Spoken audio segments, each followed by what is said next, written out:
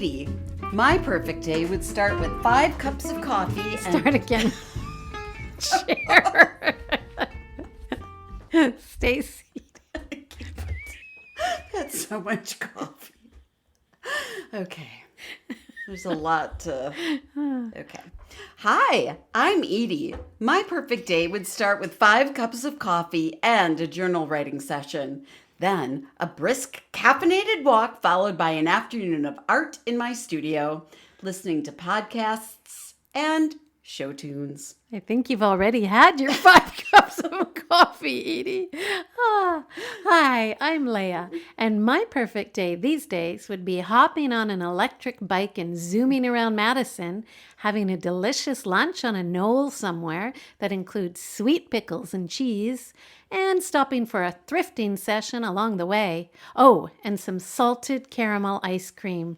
I guess it's apparent that I'm a dairy lover, so I'm in the right state. Wisconsin. Did I say it right? Did I say it right? You did. Wisconsin. Mm-hmm. Okay. Can I join you for lunch? Though I would like a chopped salad with no egg, no meat, no mayo-based anything, and a Diet Coke. Ooh. High maintenance, but we're the 2 Chit-Chat Chicks.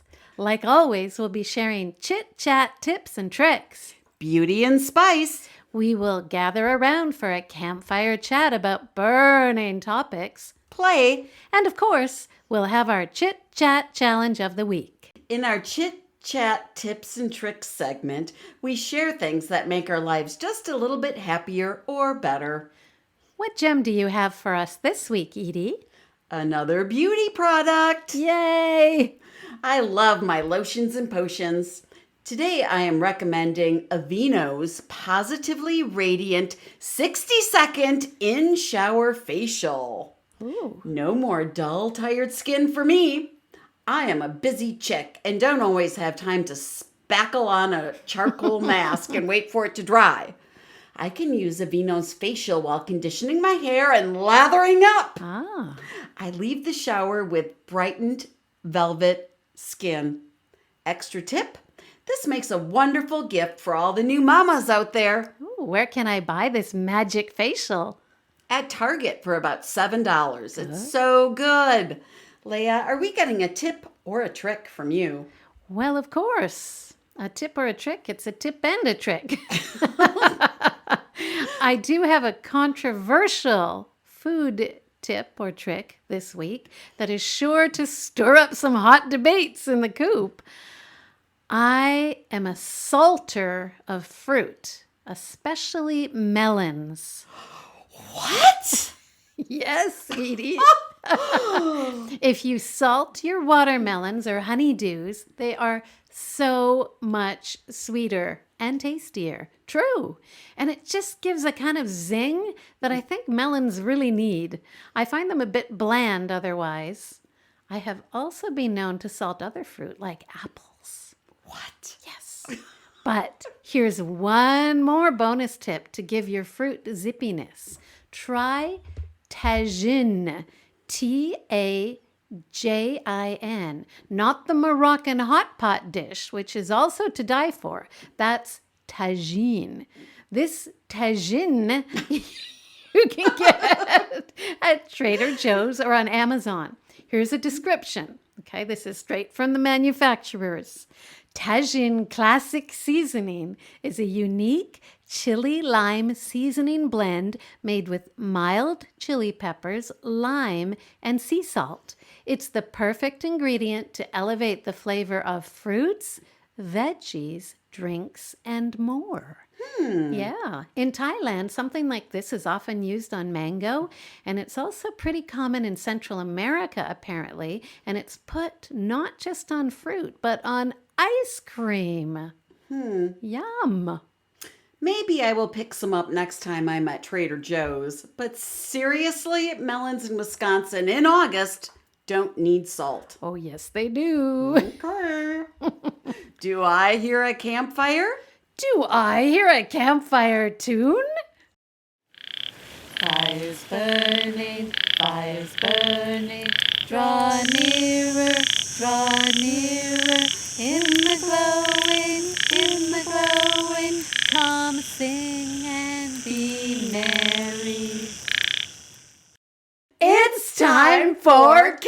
Campfire Chat! Today we are taking our inspiration and lead directly from an article by Kristin Wong, published in the New York Times on August 14th, titled, How to Add More Play to Your Grown-Up Life, Even Now.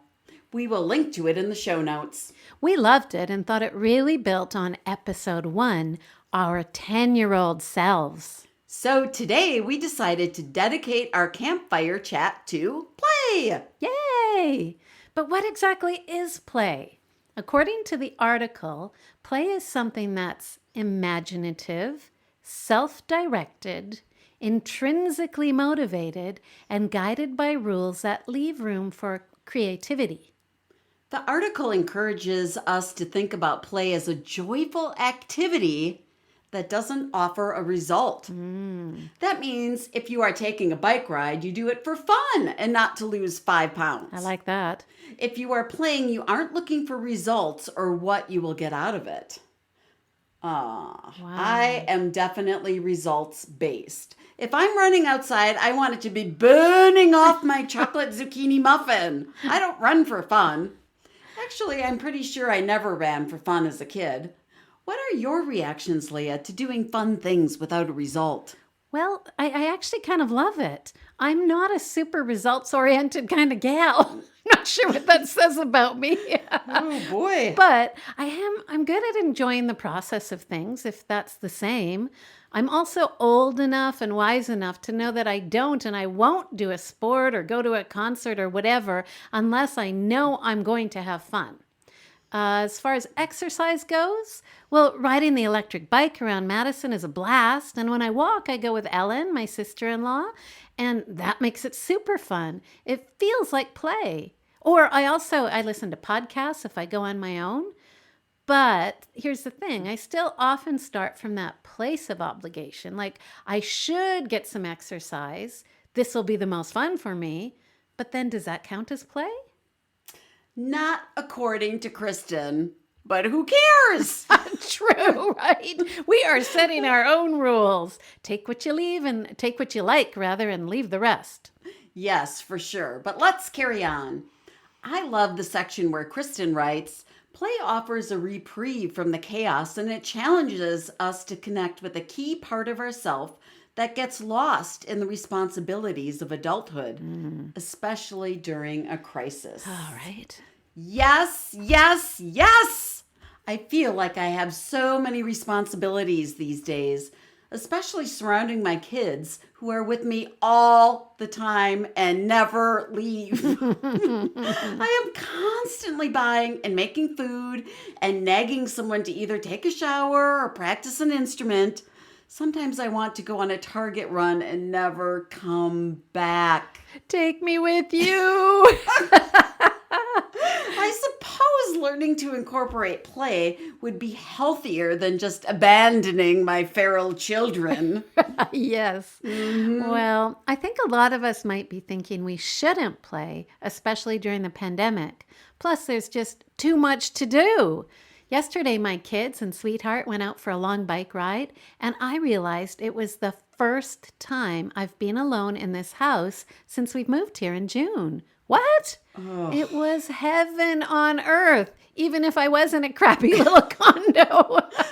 I played much of the day, I think, by writing letters and reading and catching up on stuff that I really wanted to and enjoy doing. There were also stickers and candles involved. Ooh, win-win. Yeah. I'm jealous, Leah. No such luck for me yesterday. My kids were under my roof all day long. Come to think of it, one of your kids was at my house too, and she still is. Yeah.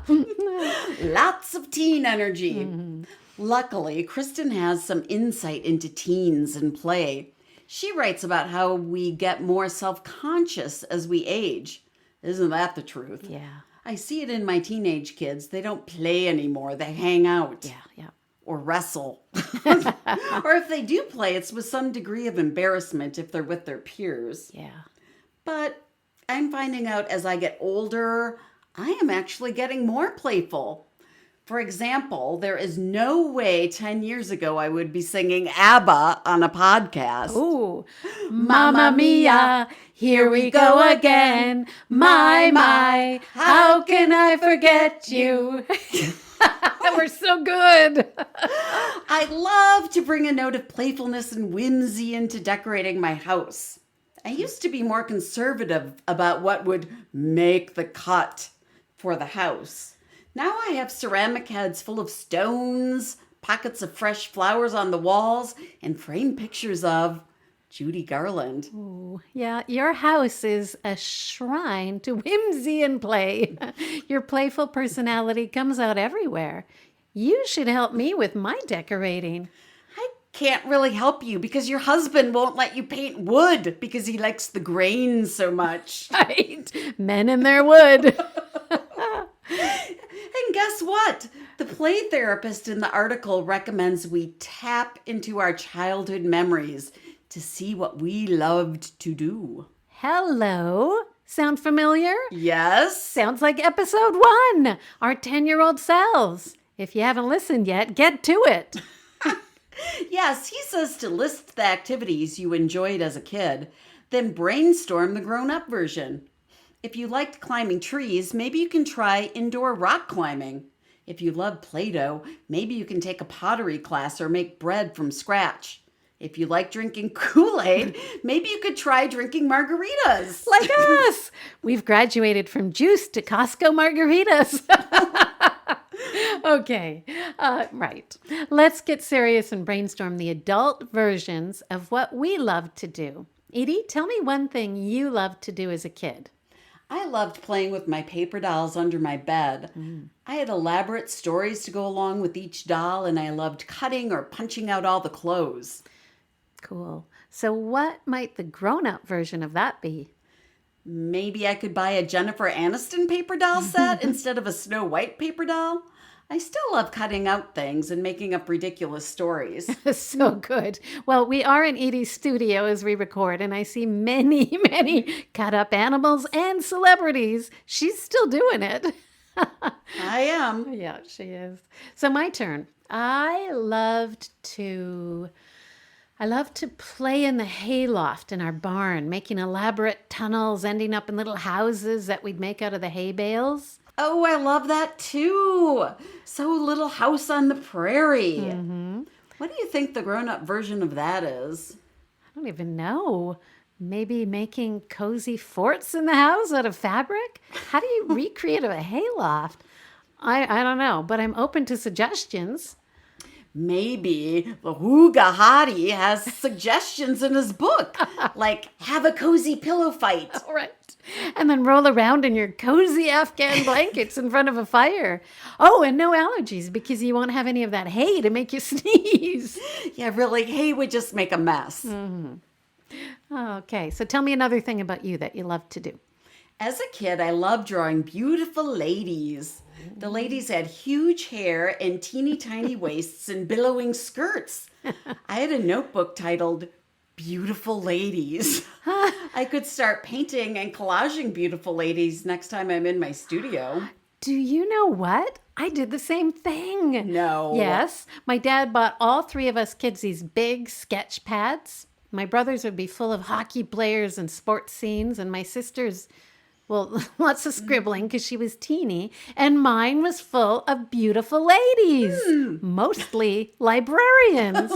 I dreamed of being a sexy librarian, I think. Hundreds of pages of librarians. Do you remember how you dressed up as Kitty Fitzgerald, head librarian, for that fabulous Halloween party at Deb's one year? Oh, in Milwaukee. Yes. I brought it to life in my adulthood and totally played with that, right?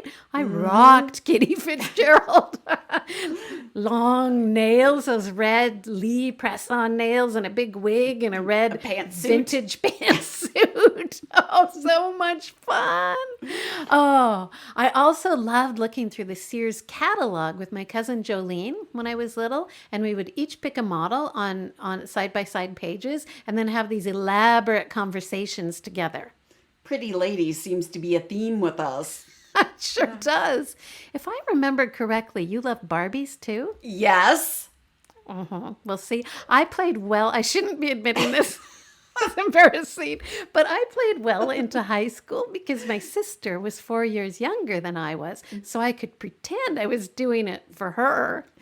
I used to make entire Barbie wardrobes out of toilet paper. I made them out of tube socks. And I made hot rods for all the Barbies out of shoe boxes.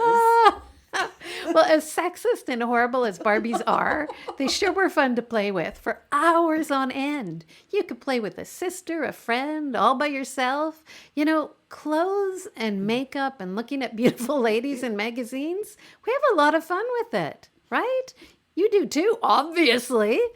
Yeah, right? We've taken that part of ourselves from our childhood and turned it into adult play. I think we have. That makes me feel a whole lot better about my vanity. But Eydie, speaking of vanity, I was really kind of blown away by the next part of the article because Kristin tells us to do something significant without sharing it. No social media. What? But then how will our friends know how super cool we are being? Well, she says that social media encourages external validation. So, since play is supposed to be intrinsically motivated, you might have more fun keeping it to yourself. Well, I can see that.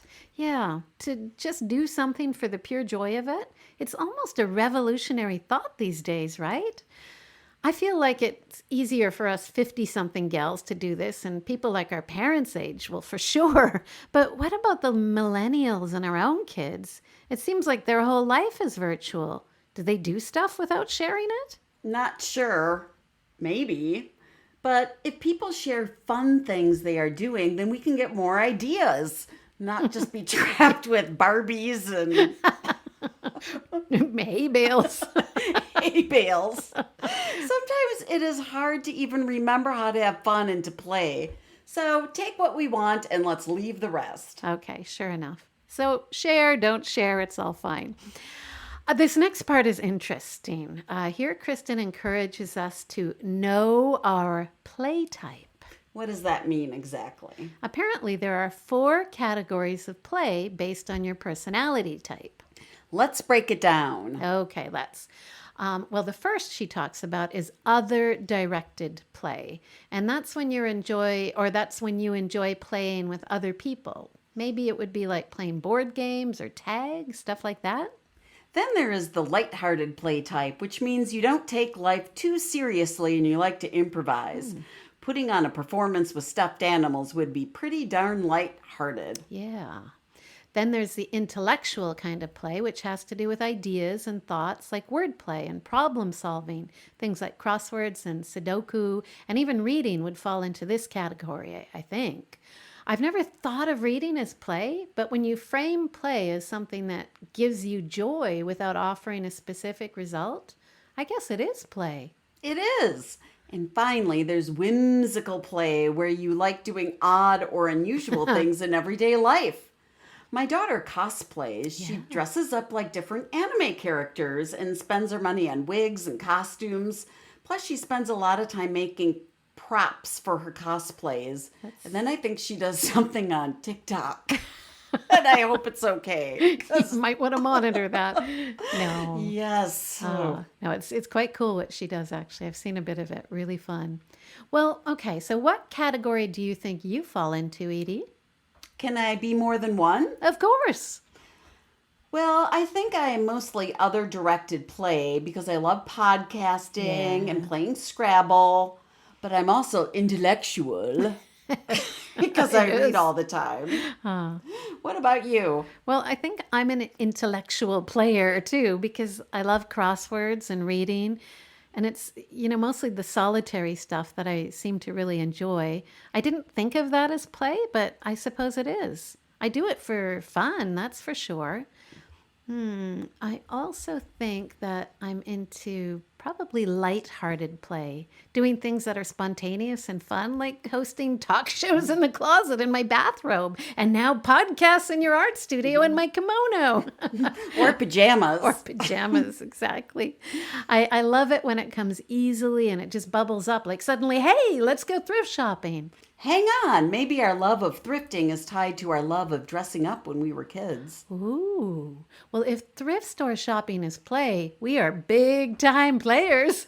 We sure are. But here it says, play is similar to meditation in that it helps you focus on where you're at in the moment and reset your busy, perpetually exhausted adult mind. Isn't that perfect? Oh, it is. It sure is, Eydie. And I think it leads us seamlessly into our Chit Chat Challenge of the Week. You can probably already guess what the challenge is going to be. Let us know what kind of playful fun you will be up to this coming week. Eydie, what do you think you're going to play at? I am going to host a charades night for the quarantine. Woo! There will be nachos and Kool-Aid and Costco margaritas. Woohoo! Well, now that I am convinced that thrifting counts as play, that for sure I'll be doing.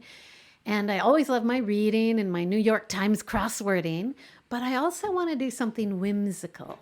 I'm going to have to think about it. What about putting on a puppet show? You can make the puppets out of tube socks. I was thinking more along the lines of blowing bubbles with my straw and that's sitting in my margarita. Well, I hope you'll get some good ideas at the coop. Yes, for sure. So that's it for episode 7 of Two Chit Chat Chicks. You can find all of our personal information in the show notes. And we will also add a link with Kristin Wong's New York Times article. Oh, this is big news. We will now be dropping our new episodes on Sunday morning, so you can have your Sunday brunch with us. And remember, if you are enjoying Two Chit Chat Chicks, the biggest gift you could give us is sharing it in your Facebook or Twitter or on your Instagram feed, or just forwarding it to an aunt or a friend that you know would love it too. Yes. Thanks again to our intrepid teens who are helping us to navigate the intricacies of technology. And thank you to you, our listeners, who are giving us great feedback and reviews each week. Yes, let's share one review from iTunes, shall we? Let's shall. Kat writes, I love listening to these energetic women. In these Groundhog Days, I love their optimistic viewpoints and fun stories. The CCC always brightens my day. Oh, thank you, Kat. We love that. Love it. Yes. If you get a chance, please do leave us a review on your podcast app. Bye-bye. Cluck, cluck.